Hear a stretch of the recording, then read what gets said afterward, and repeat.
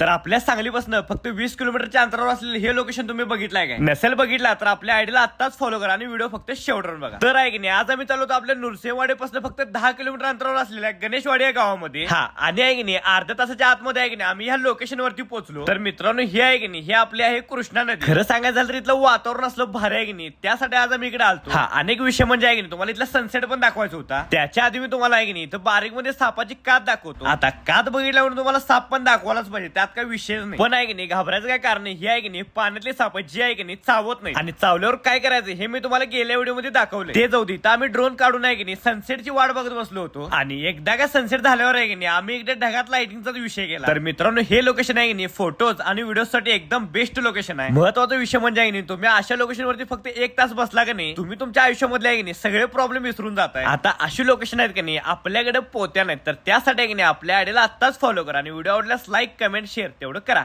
चला.